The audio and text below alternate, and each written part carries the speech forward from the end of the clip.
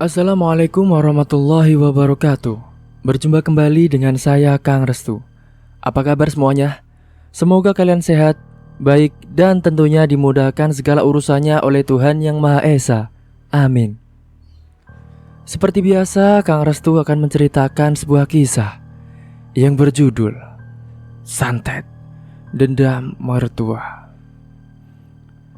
Dan sebelum masuk ke ceritanya, bagi kalian yang belum subscribe, klik tombol subscribe-nya dan klik lonceng notifikasinya serta like video ini agar kalian tidak ketinggalan cerita terbaru dari channel ini.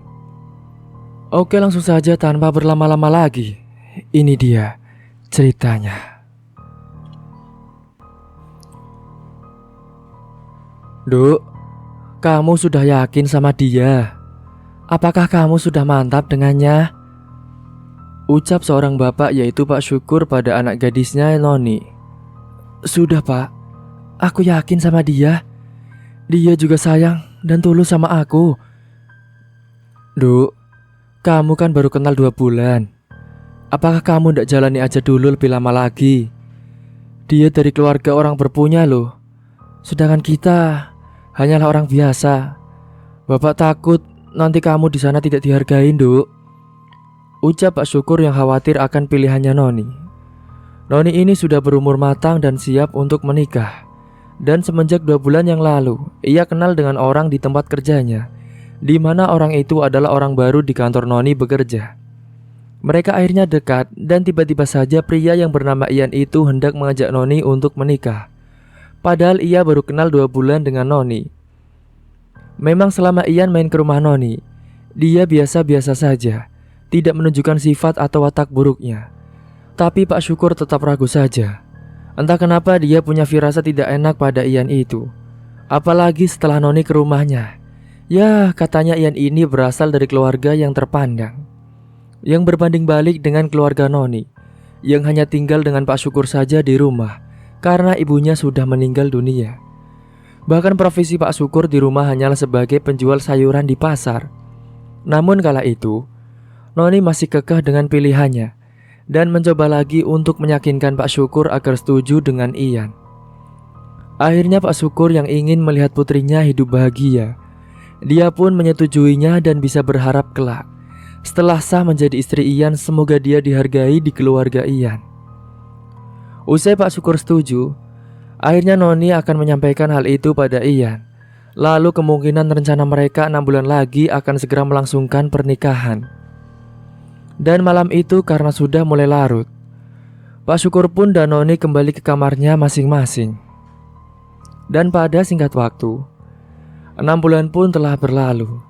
Kini pernikahan pun terlaksana. Sungguh pencapaian besar bagi Noni kala itu. Usai beberapa bulan sebelumnya, dia dan Ian kerja keras mempersiapkan semuanya, hingga kini berjalan dengan hikmat. Namun di acara pernikahannya itu, tamu undangan dari kedua belah pihak tidak seimbang. Di Noni lebih sedikit bukan karena tak ada kerabat atau bagaimana, namun memang tamu dari Noni sengaja dibatasi oleh pihak keluarganya Ian. Ya, mungkin memang karena pernikahan Noni itu didanai oleh Ian semuanya. Namun Pak Syukur kala itu memang sedikit merasa dibandingkan. Bahkan saat menghadiri acara anaknya itu, orang tuanya Ian itu, Bu Titi dan Pak Den, hanya sekilas saja berbicara dengan Pak Syukur. Kemudian mereka pun berpaling menemui tamu-tamu mereka yang berasal dari kalangan orang-orang berada. Pak Syukur pun hanya bisa berdoa untuk kebahagiaan anaknya. Dia tidak ingin murung hanya gara-gara itu dan tidak ingin membuat anaknya merasa khawatir. Meskipun sebenarnya yang khawatir adalah Pak Syukur sendiri. Karena pasalnya, usai pernikahan ini, Noni itu akan ikut tinggal di rumah mewah milik Ian yang masih serumah dengan orang tuanya. Dalam benaknya, Pak Syukur hanya bisa berdoa, semoga Noni berada di tempat yang tepat dan bisa dihargai di sana. Dan singkat waktu, seminggu kemudian, Noni dan Ian pamitan sama Pak Syukur hari itu juga. Noni resmi tinggal di rumahnya Ian. Noni juga tak membawa semua barang-barangnya. Katanya nanti akan disediakan di sana. Jadi dia hanya akan membawa beberapa keperluan saja. Pak, saya izin ya, mau bawa Noni anak bapak untuk tinggal bersama saya ya Pak. Iya nak Ian, tolong jagakan anak saya ya, dengan baik. Pasti itu pak. Kalau gitu kami pamit dulu ya pak. Iya nak, silahkan. Kamu berdua hati-hati ya. Saat itu juga Noni memeluk ayahnya dulu sebelum pergi, karena dia merasa sedih meninggalkan ayahnya sendirian di rumah. Untungnya Noni ini bisa masak, karena sebelumnya di rumah, karena ibunya sudah tidak ada, dirinya memang belajar masak sendiri dan akhirnya pun sudah mahir. Jadi jikalau nanti di sana disuruh masak, dia tidak akan panik. Dengan menggunakan mobil milik Ian, mereka berdua pun bergegas pergi ke rumah Ian. Dan semenjak menikah, Ian melarang Noni untuk kerja lagi. Dia hanya menyuruhnya untuk di rumah saja. Setibanya di rumah Ian, Noni ini awal-awal disambut ramah oleh orang rumah termasuk Bu Titi. Di rumah itu ada juga seorang bibi yang bernama Bi Iva, yang juga tinggal di situ, tepatnya di kamar khusus ART. Awal-awal waktu Noni di situ, dia tak segan membantu ART-nya memasak, meskipun tidak diminta, karena dia merasa bosan kalau tidak ngapa-ngapain. Pagi itu Noni bangun sekali karena dia harus masak dan mencuci baju. Sesudah bangun tidur, dia melihat Bi Iva sedang sibuk di dapur. Dia pun lalu menghampiri untuk membantunya memasak. Bi, masak apa? Ini mbak, masak nasi goreng buat sarapan. Sini aku bantuin ya Bi. Gak usah mbak, ini sudah tugas saya. Gak apa-apa Bi, saya juga di sini sudah jadi istri, jadi saya juga bantu masak ya. Ya sudah mbak, silahkan, jawab Bi Iva. Akhirnya Noni pun membantu Bi Iva masak untuk sarapan pagi itu. Setelah selesai masak, Noni lanjut untuk mencuci baju. Bahkan baju kotor suaminya Noni sendirilah yang mencucinya. Sementara Pak Den, ayah mertuanya, punya bisnis di luar kota dan sering berpergian, jarang di rumah. Suatu hari Bu Titi ini sangat akrab sekali dengan Noni. Kala itu Noni yang sedang nonton televisi, tiba-tiba saja dia dihampiri oleh Bu Titi. Nih, kita pergi ke mall yuk. Kapan Bu? Sekarang aja yuk, bosan di rumah. Ya sudah, ayo Bu. Akhirnya mereka pun pergi berdua menuju ke mall. Noni sangat senang sekali karena dia merasa sangat beruntung mendapatkan mertua yang baik. Padahal memang di awal-awal saja sikapnya seperti itu. Mereka pergi berdua dengan menggunakan mobil, karena meskipun Bu Titi sudah tua, tapi jiwanya muda, dia bisa mengendarai mobil sendiri. Dan beberapa saat kemudian, mereka pun akhirnya sampai juga di mall. Dan di sana mereka langsung shopping dengan semangatnya. Mereka keliling di dalam mall memilih baju yang disukainya. Noni walaupun tidak bekerja, akan tetapi dia selalu diberikan jatah uang bulanan sama Ian. Jadi dia bisa belanja apa yang dia mau dan dia suka. Setelah selesai belanja, saat itu Noni dan Bu Titi pun memilih untuk makan siang, karena sudah lapar dan juga sudah waktunya untuk makan siang. Kita makan siang dulu ya Nik. Iya Bu, aku juga sudah lapar. Akhirnya saat itu mereka makan di resto yang ada di dalam mall.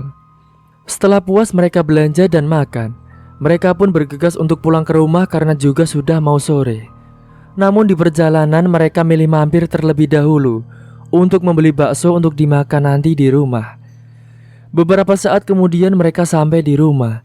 Ternyata mereka pulangnya barengan dengan Ian dan Pak Den. Kalian dari mana? Tanya Ian. Dari mall dong, belanja, jawab Bu Titi. Iya mas, ini aku belanja. Oh ya sudah, ayo masuk. Iya mas, ayo masuk, ini sudah dibeliin bakso, ayo makan. Saat itu mereka pun masuk ke dalam rumah dan makan bakso bersama. Pada malam harinya, seperti biasa Noni dan Ian saling bertukar cerita tentang kesehariannya. Mas, tadi kamu kok pulangnya cepet tumben? Iya, alhamdulillah, tadi sudah selesai semua pekerjaannya. Terus kamu ke mall beli apa saja dek? Aku beli baju mas, sama tas. Gak apa-apa kan? Iya gak apa-apa dong, yang penting kan kamu senang. Iya mas, makasih ya. Saat itu Noni pun memijitin tubuh Ian yang katanya capek dan pegel semua. Dan setelahnya mereka langsung lanjut untuk tidur karena sudah lelah dan mengantuk. Dan singkatnya, waktu terus berlalu 1 tahun kemudian. Karena noni ini belum positif punya momongan, respon Bu Titi kepadanya mendadak berubah. Bu Titi seakan tak puas dan kini tak ramah pada noni. Bahkan kalau ketemu, Bu Titi ini tidak mau menyapa ataupun sebaliknya. Ketika noni yang menyapa, Bu Titi ini hanya menjawab sekilas saja. Sungguh respon yang sangat tidak diduga oleh noni sekalipun. Bahkan pernah suatu hari, noni ini mendengar Bu Titi berkata kepada Ian kalau katanya dia ingin punya cucu dan malah nyalahin noni yang tidak kunjung hamil-hamil. Noni yang kala itu mendengar sambil ngumpet. Dia pun merasa sedih. Padahal kehamilan itu tergantung keputusan Sang Maha Pencipta, sedangkan hambanya hanya bisa berusaha. Dan semenjak saat itu, Ian juga seakan menuntut noni agar bisa jaga pola makan, agar dirinya bisa cepat hamil saat dibuahi. Semenjak itu juga, Ian ini berkurang romantisnya. Bahkan meskipun punya banyak uang, noni ini jarang banget diajak belanja baju-baju baru.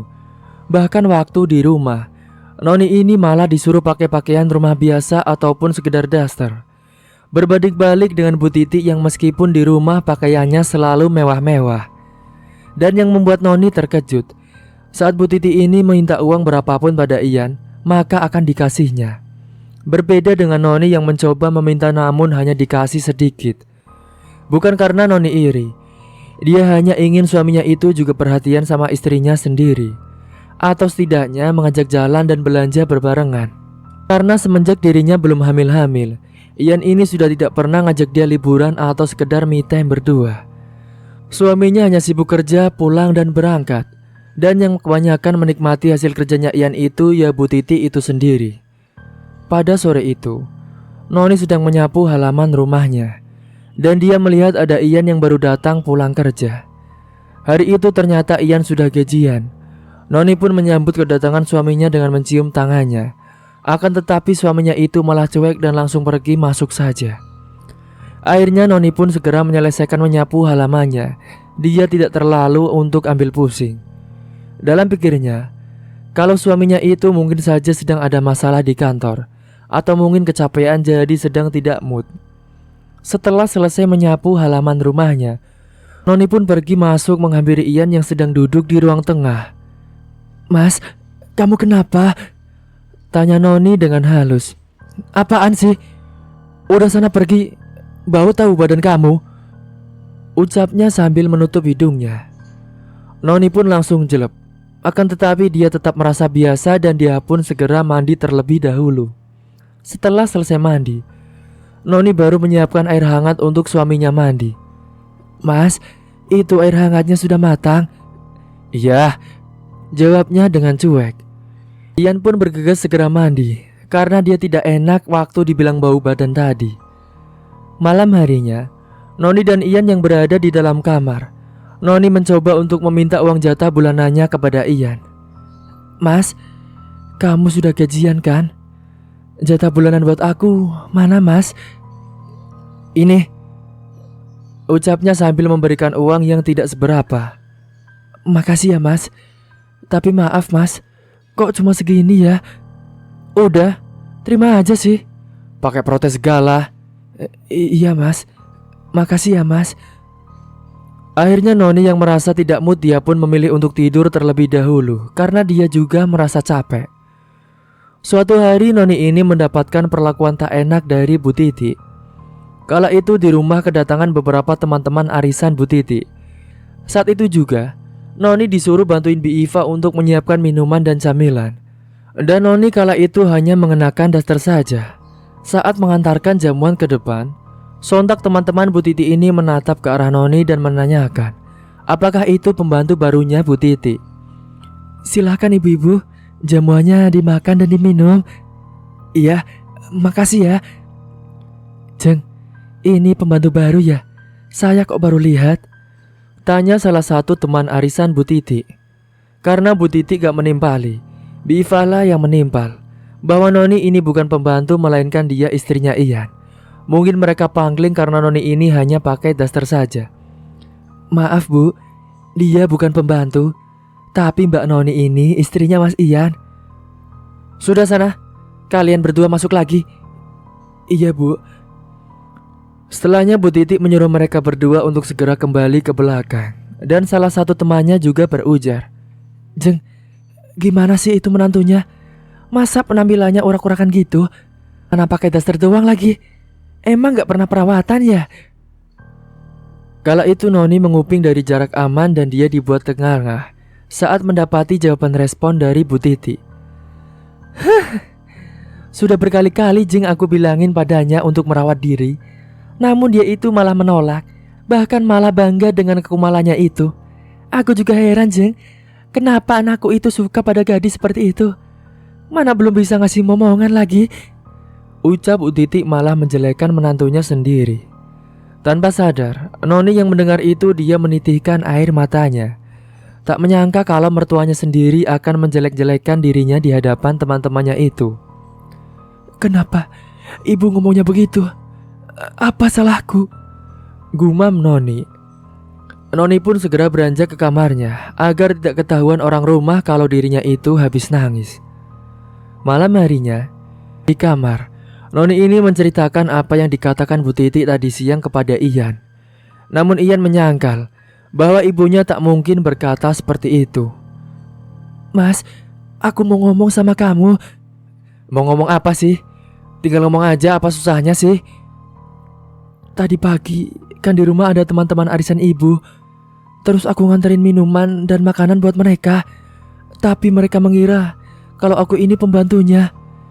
Dan ibu kamu malah bilang kalau aku katanya gak pernah mau beli baju baru dan perawatan, Mas. Aku malu, Mas." "Ibu gak mungkin lah ngomong seperti itu." "Tetapi, Mas..." Namun Ian tidak membalasnya lagi karena dia fokus dengan HP-nya yang dia pegang. Kemudian Noni minta pada Ian untuk membelikan beberapa baju yang pantas untuknya agar tidak dikira pembantu lagi. Akan tetapi Ian hanya bilang nanti saja. Dia akan carikan buatnya tanpa harus ikut belanja. "Mas, aku belikan baju baru ya, supaya aku tidak dikira pembantu. Sudah lama juga aku gak pernah belanja, Mas." "Iya nanti akan aku belikan, tapi aku saja yang mencarikan sendiri. Kamu tidak usah ikut ya." "Kenapa Mas emangnya?" "Udah sih diam, kebanyakan nanya kamu. Gak lihat apa aku lagi sibuk." Noni pun kesal dan mutusin untuk tidur saja. Dia sungguh tak mengira rumah tangganya akan menjadi seperti ini. Mertuanya yang semena-mena dan bahkan suaminya sendiri yang tidak mau dengerin permintaan istrinya. Hingga puncaknya, suatu hari Noni ini dijebak oleh Bu Titi. Bu Titi ini berniat akan menikahkan Ian dengan anak dari teman arisannya yang cakep dan tajir. Dan Bu Titi ini mencari cara untuk membuat Ian menceraikan Noni. Hari itu, Bu Titi menyuruh seorang pria yang bahkan tak dikenal disuruh datang ke rumah untuk mengaku sebagai tamu Bu Titi. Kala itu Noni belum melihat kedatangan laki-laki itu karena dia sedang berada di dalam kamarnya. Dan Bu Titi ini malah memberikan perintah kepadanya. "Heh, ingat ya, nanti kamu harus berpura-pura sedang dekat dengan menantuku." "Iya Bu, siap. Semuanya aman, akan saya laksanakan." "Bagus kalau begitu." Dan setibanya di rumah, Bu Titi ini menyuruh Noni ke pasar untuk belanja sayuran yang dimintanya. Bu Titi menyuruh pria itu untuk mengantarkan Noni ke pasar dengan alasan pria itu juga mau beli sesuatu. Namun dirinya yang mengaku bukan dari daerah situ. Dia tak tahu jalannya. Akhirnya Noni yang tadinya menolak kini dia mau ke pasar dengan pria itu menggunakan mobilnya. "Nih, tolong kamu ke pasar ya, belanja sayuran." "Iya Bu." "Kamu bisa kan antarkan Noni ke pasar?" "Gak usah Bu, aku bisa sendiri. Lagian biasanya aku juga pergi ke pasar sendiri kok." "Gak apa-apa Mbak, ayo saya antarkan. Soalnya saya juga sekalian mau beli sesuatu. Saya juga gak tahu daerah sini, jadi biar sekalian ya Mbak." "Iya nih, udah sana berangkat sama dia ya," jawab Bu Titi. Akhirnya Noni pun mengalah dan dia mau pergi diantarkan oleh laki-laki itu. Dan singkatnya, mereka pun beranjak ke pasar. Namun tanpa sepengetahuan Noni, di dalam mobil dari sisi kanan dan belakang ada kamera tersembunyi. Intinya pria itu berhasil dapetin foto saat Noni masuk di mobil dan foto dari belakang saat Noni duduk dengan pria itu tanpa harus menampilkan wajah si pria. Kala itu Bu Titi juga mengancam Bi Iva untuk tidak ikut campur atau nanti mau dipecat. Bi, kamu jangan ikut campur ya. Awas kamu kalau sampai ikut campur, aku pecat. Iya bu. Usai belanja, mereka kembali ke rumah dan pria itu pamit dan entah sekarang di mana. Bu Titi berencana akan memfitnah Noni esok harinya. Dan singkatnya, esoknya sebelum Ivan pulang kerja, Bu Titi yang sudah menyuruh Bi Iva untuk pulang kampung terlebih dahulu, dan hanya Nonik di rumah yang sedang beres-beres. Bu Titi kemudian mengirimkan foto kemarin kepada Ian dan Pak Den dengan caption, "Noni diam-diam jalan sama pria lain."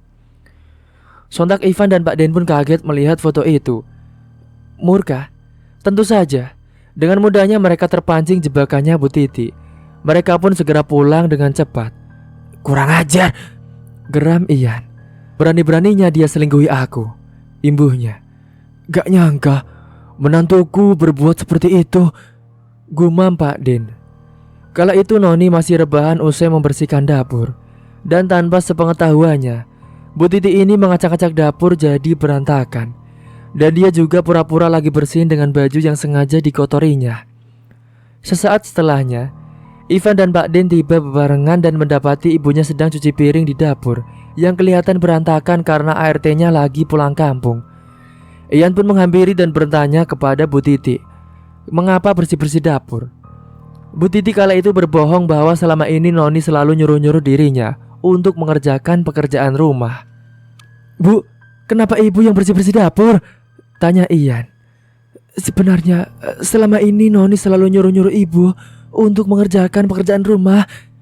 "Berani-beraninya dia nyuruh-nyuruh ibu seperti itu." Segera Ivan menghampiri Noni yang ada di kamar lagi mainan HP. Noni heran Ian pulang dengan cepat. Namun tiba-tiba saja Ian langsung menyeret Noni keluar dan menghampiri Bu Titi. Sontak Noni juga kaget melihat dapur yang berantakan dan piring kotor yang dipegang Bu Titi. Padahal dia yakin dirinya sudah bersihkan semuanya. Ian langsung memarahi Noni karena telah menyuruh-nyuruh ibunya seperti pembantu. Noni bingung dengan tuduhan Ian, dia juga tidak paham. "Lihat ini, tega ya kamu nyuruh-nyuruh ibu aku. Apa sih maksudnya mas? Aku gak ngerti." "Sudah deh, kamu gak usah berpura-pura tidak tahu." Kala itu Bu Titik berpura-pura sedih dan merasa menjadi korban. Bahkan setelahnya Ian tunjukkan sebuah foto yang telah dikirimkan oleh Bu Titi dan menuduh Noni telah berselingkuh. Itu Noni langsung menatap Bu Titi, ternyata dia telah dijebak oleh mertuanya sendiri. Noni berusaha membela diri bahwa semua tuntutan yaitu tidak benar. Namun Ian yang sudah terhasut oleh ibunya, akhirnya dia pun saat itu juga langsung menceraikan Noni dan segera menyuruh Noni untuk segera pergi dari rumahnya. "Apa ini? Tega ya kamu? Sudah mengkhianati aku ternyata selama ini." "Demi apapun, aku tidak pernah mengkhianati kamu mas. Aku dijebak." "Dijebak gimana? Sudah ada buktinya, masih ngeles saja kamu. Mulai sekarang, aku talak kamu." "Astagfirullahaladzim, kamu ngomong apa mas? Gak boleh gitu mas. Kamu jangan bercanda." "Siapa yang bercanda? Aku serius. Aku sudah kecewa, sangat kecewa sama kamu. Kamu sudah memperlakukan ibu aku seperti itu, dan kamu juga sudah mengkhianati aku." Bahkan ayah mertuanya juga seakan mengusir dirinya untuk cepat-cepat pergi dari situ. "Iya betul Yan, mending kamu ceraikan saja istri seperti ini. Tidak ada gunanya juga. Sudah sana, kamu siapkan barang-barangnya dan pergi dari sini," imbuh Pak Den. Noni pun menangis kala itu, dia tak menyangka semuanya akan terjadi seperti ini. Dia pun beranjak pergi masuk ke dalam kamarnya. Dan singkatnya, dengan terpaksa Noni malam-malam beresin semua barangnya dan segera kembali pulang ke rumahnya. Dia beranjak pergi dari rumah itu sambil menangis. Dia merasa kecewa telah dipermainkan dan dihianati oleh suami dan juga mertuanya sendiri. Bahkan Noni pulang ke rumahnya dia tidak diantarkan, melainkan dia pesan ojek online sendiri. Setibanya di rumah, dia pun langsung mengetuk pintu kala itu. Pak Syukur yang baru saja membuka pintu terkejut mendapati anaknya yang telah tiba di depan rumah dengan kondisi menangis sungguhkan. "Assalamualaikum." "Waalaikumsalam. Kamu kenapa nak? Ayo, silakan masuk dulu." Dia merasa heran dan segera menyuruh anaknya untuk masuk terlebih dahulu. Akhirnya saat itu, Noni pun masuk terlebih dahulu dan mereka duduk di ruang tamu. Dan singkatnya, Pak Syukur pun langsung menanyakan apa yang terjadi, sehingga membuatnya menangis sungguhkan seperti itu. "Kamu kenapa, Nak? Cerita sama Bapak. Apa yang sebenarnya sudah terjadi?" tanya Pak Syukur. Noni pun menjelaskan tentang semuanya yang telah dia alami di rumah mertuanya, tentang dirinya yang tidak mendapatkan nafkah yang sesuai tentang dirinya, juga yang selalu diperlakukan semena-mena oleh mertuanya sendiri, juga tentang dirinya yang dijebak oleh ibu mertuanya, hingga pada akhirnya telah diceraikan oleh sang suami. "Aku menikah sama Mas Ian tidak mendapatkan nafkah yang sesuai, Pak. Aku juga diperlakukan semena-mena sama ibu mertua aku, Pak. Bukan hanya itu, Pak, tapi aku juga dijebak sama ibu mertua aku, Pak. Sampai akhirnya aku diceraikan, Pak, sama Mas Ian. Makanya aku disuruh pulang ke rumah." "Astagfirullahaladzim. Terus kamu gak diantar sama Ian?" "Iya enggak, Pak. Aku pulang sendiri." "Kamu yang sabar ya, Nak, yang kuat. Tapi maaf, kamu dijebaknya bagaimana memangnya, Nak?" tanya Pak Syukur dengan penasaran. "Aku dijebak, Pak, dengan laki-laki lain. Lalu aku difoto dan difitnah, yang membuat Mas Ian dan Pak Din juga marah sama aku, Pak." "Sudah, kamu yang sabar. Memang sejak awal Bapak itu gak yakin, Nak, kalau kamu sama dia." "Bapak percayakan sama aku?" "Iya, Nak, Bapak selalu percaya sama kamu." "Sudah, mending kamu masuk kamar, lalu istirahat ya, Nak." "Iya, Pak." Akhirnya saat itu Noni pun masuk ke dalam kamar untuk istirahat supaya bisa menenangkan dirinya. Karena itu Pak Syukur percaya dengan ucapan anaknya, karena dia yakin anaknya tidak pernah berbohong dan terbuktilah firasatnya sejak dulu bahwa keluarganya Ian itu tidak benar. Dan Pak Syukur pun tidak terima atas perlakuan besannya tersebut yang telah membuatnya menangis dan menjadi sedih berkepanjangan. Akhirnya dia akan memutuskan balas dendam kepada mereka semua. Saat Noni sudah masuk ke dalam kamar, Pak Syukur dudukan di depan teras rumahnya dan dia memikirkan gimana caranya untuk membalas dendamnya itu. "Gimana ya caranya untuk membalas perbuatannya itu?" gumam Pak Syukur. "Apa aku santet saja ya, biar tahu rasa mereka?" geramnya. Karena Pak Syukur sudah benar-benar benci sekali dengan keluarga mantan mertuanya Noni yang sudah membuat anaknya menderita. Sementara beberapa hari kemudian, Bu Titi mengenalkan wanita lagi kepada Ian. Rencananya Ian akan dinikahkan dengan wanita itu. Kembali di rumah Pak Syukur, Noni semenjak itu hanya mengurung diri di kamar dan sedih berlarut-larut. Pak Syukur kemudian pergi keluar sebentar. Dengan motornya dia menuju ke sebuah rumah yang ada di desa lain yang dekat dengan hutan. Dan setibanya di lokasi yang dituju, dia pun segera memarkirkan motor dan menyambangi sebuah rumah kayu yang berdiri sendirian di situ. "Permisi," ucap Pak Syukur. Suara pintu dibuka. Usai mengetuk pintu, munculnya seorang kakek tua dari balik pintu dan langsung menyuruh Pak Syukur untuk masuk ke dalam rumah. "Mari, silakan masuk ke dalam." Pak Syukur pun berjalan masuk ke dalam rumah setelah dipersilakan masuk oleh Mbah Dukun. Dan singkatnya, Pak Syukur kemudian jelasin maksudnya bahwa dia hendak menyantet beberapa orang yang telah membuatnya anaknya sakit hati. "Mbah, saya datang ke sini dengan maksud mau menyantet beberapa orang yang telah membuat anak saya sakit hati." Mbah Sirat pun mangguk-mangguk paham mendengarkan ucapannya Pak Syukur. "Itu masalah gampang. Apa kau punya fotonya?" "Ada, Mbah. Ini." Kemudian kala itu Pak Syukur memberikan foto keluarga yang dulu sempat didapatnya waktu pernikahan. Dan di situ ada fotonya Ian, Bu Titi dan juga Pak Den. Dan Pak Syukur menyuruh dukun yang bernama Mbah Sirot untuk menyantet mereka semua. Mbah Sirot pun menyanggupi, namun dia meminta uang sebesar 2,5 juta untuk jasanya itu. "Tapi sebelum kita melakukan ritualnya, kau harus membayar maharnya sebesar 2,5 juta." "Iya baik, Mbah. Saya setuju. Yang penting mereka semua menderita, Mbah." Mbak Syukur pun langsung mengambilkan uang yang dibawanya itu, lalu diberikan kepada Mbah Sirot. "Ini Mbah, uangnya." Kalau begitu, ayo kita lakukan ritual sekarang. "Iya Mbah, baik." Usai sepakat, akhirnya mereka pun segera melakukan ritual. Mbah Sirot akan mengirimkan sosok untuk meneror keluarga mereka dan akan mengirimkan sebuah penyakit aneh yang membuat keluarga mereka dijauhi oleh para masyarakat. Saat itu mereka pun masuk ke dalam ruangan ritualnya. Di dalam ruangan ritual itu sudah ada beberapa sesajen dan kemenyan yang ada di dalam ruangan itu. Mereka pun duduk berhadapan. Mbah Sirot mulai membakar kemenyannya terlebih dahulu. Setelahnya, dia pun merapalkan mantranya dan mengambilkan sebuah boneka pocongan yang kemudian boneka pocongan itu diasapkan di atas kemenyan sembari dibacakan mantranya. Dan sekali, Mbah Sirot ini menusuk-nusukkan boneka pocongan itu sambil menyebutkan nama-nama target yang akan disantetnya. Anehnya dari boneka pocongan itu mengeluarkan darah yang baunya sangat busuk sekali. Pak Syukur yang melihat itu merasakan merinding dan ngeri, bahkan gemeteran karena dia baru pertama kalinya masuk dan melihat secara langsung ritual seperti itu. Mbah Sirot juga kemudian menaburkan sebuah bubuk, entah bubuk apa, pada boneka pocongan itu. Hembusan angin kencang datang yang membuat suasana semakin mencekam.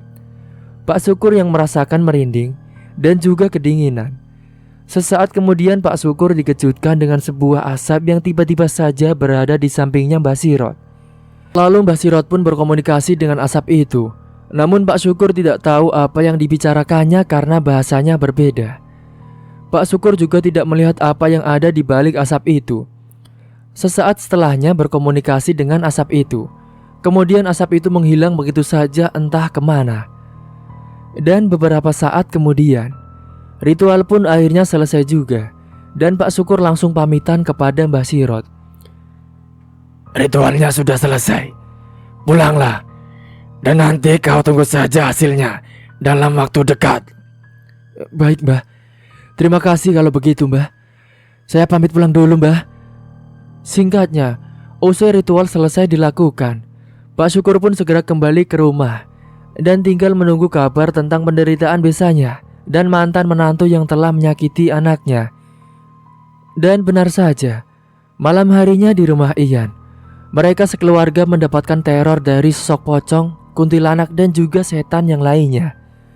Mereka diludahi pocong yang sangat mengerikan, hingga akhirnya tubuh mereka sangat bau busuk sekali. Pada malam itu, Ian yang baru saja pulang dari main dengan temannya, karena memang semenjak bercerai dengan Noni, Ian ini jadi keliaran main kesana kemari seperti masih lajang. Dan sesampainya di rumah, kedua orang tuanya sudah tertidur pulas. Ian pun pergi ke kamar mandi untuk cuci kaki dan cuci mukanya. Namun saat dia berada di dalam kamar mandi, tiba-tiba saja dia dikejutkan dengan suara yang mengetuk pintu kamar mandinya. "Iya bentar," teriak Ian. Saat itu pikirannya Ian ada ibu atau bapaknya yang mau ke kamar mandi. Dia pun lalu segera membuka pintunya. Namun saat dia membuka pintunya, betapa terkejutnya dia. Tepat di hadapannya ada sosok pocong yang sangat menyeramkan sekali. Wajahnya sangat hitam, dengan kedua matanya yang melotot dan mulut menganga hancur dengan penuh darah dan nanah. Sontak Ian pun langsung terbujur kaku tubuhnya dan tidak bisa digerakkan, dia pun ikut menganga. Hingga akhirnya Ian pun ambruk pingsan di depan pintu kamar mandinya. Sementara malam itu, Bu Titik yang sudah tertidur pulas, dia pun juga bermimpi buruk. Kala itu Bu Titik bermimpi di sebuah kuburan yang sangat sepi dan gelap sekali. Kala itu Bu Titik kebingungan di dalam kuburan itu. Dan tiba-tiba saja hembusan angin kencang datang ke dalam kuburan itu yang membuat Bu Titik sangat merinding. Sesaat kemudian, betapa terkejutnya dia melihat ada sosok pocong yang berada di bawah pohon besar yang ada di kuburan itu. Sosok pocong itu sangat menyeramkan sekali.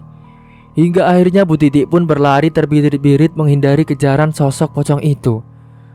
Namun karena Bu Titik yang berlari itu tidak fokus, dia pun akhirnya ambruk jatuh tersungkur ke sandung gundukan makam. Dan bersamaan dengan itu, Bu Titik pun akhirnya terbangun dari tidurnya Ah! Astagfirullah. Ah, ah, ah. Bu Titi bangun dengan nafas yang sudah tidak beraturan dan dia pun keringetan. Setelahnya, Bu Titi pun hendak ke dapur untuk mengambil air putih karena sudah haus. Namun saat dirinya hendak ke dapur, dia langsung dikejutkan dengan anaknya yang sudah terkapar di lantai depan kamar mandi. Ian, Pak, bangun Pak, Bapak, teriak Bu Titi. Pak Den yang saat itu sedang terbangun dan segera menghampiri ke belakang. Ada apa, Bu? Ini Pak, lihat Ian pingsan. Ya sudah, ayo kita angkat, Bu. Akhirnya saat itu Ian pun langsung diangkat oleh Pak Den dan Bu Titi menuju ke dalam kamar. Namun Ian belum sadar juga sehingga dibiarkan saja sampai pagi hari. Karena pikirnya, mungkin Ian tertidur pulas. Sedangkan Bu Titi lanjut pergi ke dapur untuk mengambil air putih karena tadi belum jadi. Saat dirinya sedang berada di dapur, tiba-tiba saja Bu Titi ini dikejutkan dengan bayangan hitam yang melintas begitu saja. Dan Bu Titi juga mencium bau busuk yang sangat menyengat sekali. Bu Titi terperanjat kaget ketika sendok tiba-tiba saja jatuh dengan sendirinya. Bu Titi pun semakin merinding kala itu, dan dia segera kembali ke dalam kamarnya. Namun setelah dia kembali ke kamar, Bu Titi merasakan pusing pada kepalanya dan juga merasakan gatal-gatal sekali. Sampai pada akhirnya, Bu Titi ini menggaruk-garuk hingga mengeluarkan darah. Duh, kok gatal banget gini ya? Kenapa? Gumamnya. Hingga akhirnya Bu Titi tidak bisa tidur sampai pagi hari. Pagi harinya saat mereka semua hendak beraktivitas, para warga yang melihat mereka yang tiba-tiba terkena penyakit aneh dengan bintik-bintik dan bau busuk langsung menjauhi mereka semua. Ih, baunya busuk sekali, ucapnya sambil menutup hidung. Hingga akhirnya Ian dan Pak Den yang berangkat ke kantor. Mereka merasa tidak percaya diri, sehingga mereka pun pulang ke rumah. Sesampainya di rumah, mereka bertiga saling menggaruk-garuk rasa gatalnya itu. Bahkan mereka saling bergantian di kamar mandi. Karena tidak kuat mereka pun mandi terus. Siang harinya Bu Titi mengajak Ian dan Pak Den untuk pergi periksa ke dokter. Ayo Pak, Ian, kita ke dokter periksa. Akhirnya mereka bertiga pun segera pergi menuju ke dokter. Namun setelah diperiksa oleh dokter, mereka tidak sakit apa-apa. Dokter pun hanya memberikan salep saja. Dan setelahnya mereka pulang ke rumah. Beberapa hari kemudian, Bu Titi dan Pak Den dan Ian masih terus merasakan gatal, bahkan mereka sudah pindah-pindah ke dokter lain. Akan tetapi mereka sama saja hasilnya hanya diberikan salep biasa. Bahkan setiap malamnya, mereka selalu saja diteror oleh sosok-sosok yang mengerikan, yang membuat kejiwaan Bu Titi terganggu utamanya. Pada suatu malam, Bu Titi yang baru saja kumpul-kumpul arisan dan pulangnya pada malam hari, dia mengemudi mobilnya sendiri. Namun saat itu Bu Titi melewati jalanan yang sepi dan sangat gelap sekali. Tiba-tiba saja Bu Titi mencium bau busuk yang sangat menyengat sekali.